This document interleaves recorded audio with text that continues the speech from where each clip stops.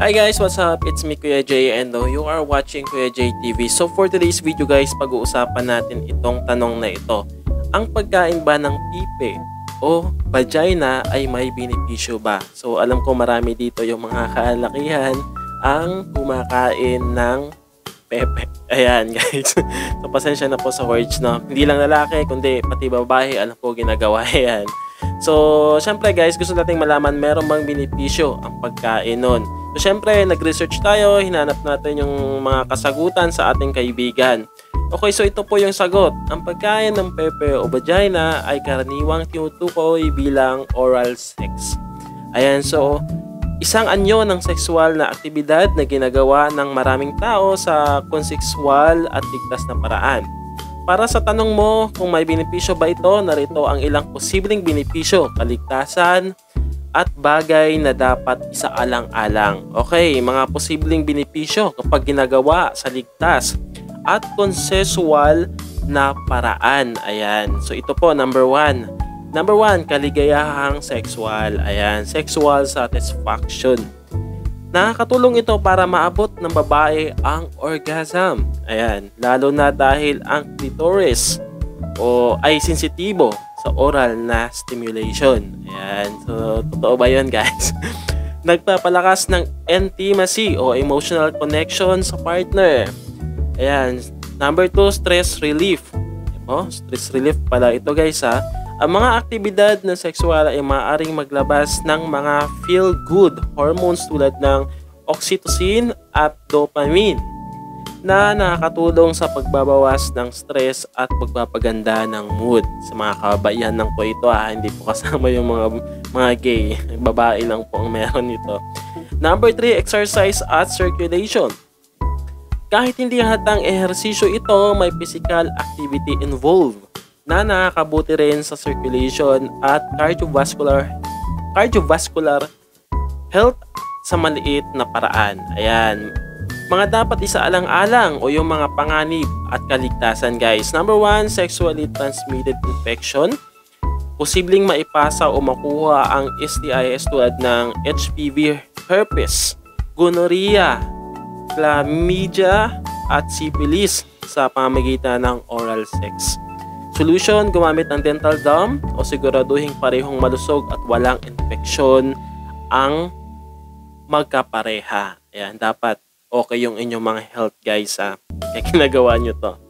Okay, number 2, kalinisang pangkalusugan o yung hygiene. Alangan namang kakainin mo ay hindi ka naghugas or something na isang linggo joke lang, or ilang araw nang hindi nalinisan. So hindi maganda yon. So kailangan natin ng kalinisang pangkalusugan o yung hygiene.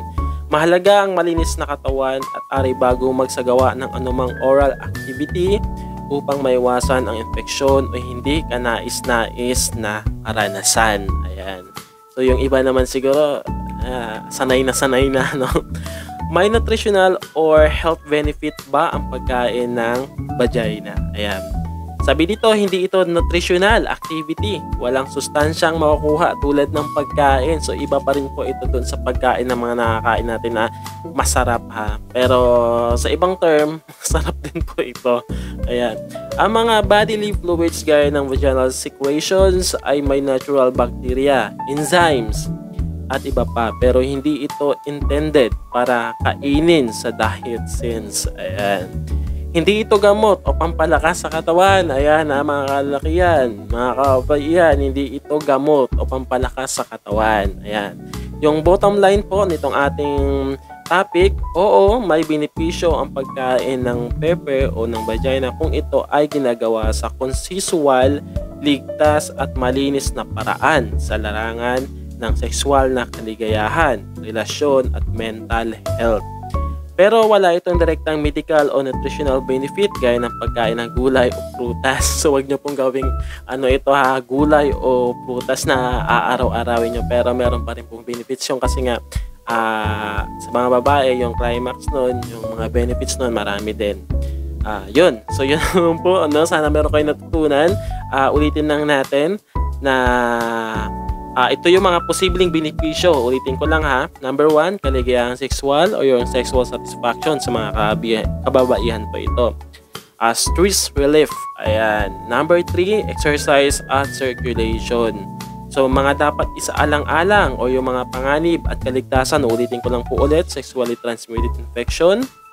Yon. Number 2 ay kalinisang pangkalusugan or hygiene. Mga dapat kailangang bago gawin yung isang bagay na kung curious ka na gawin yon, so kailangan malinis po yung iyong part na yon. Okay, so maraming salamat sa inyong panonood at thank you po sa mga nagtapos ng video na ito.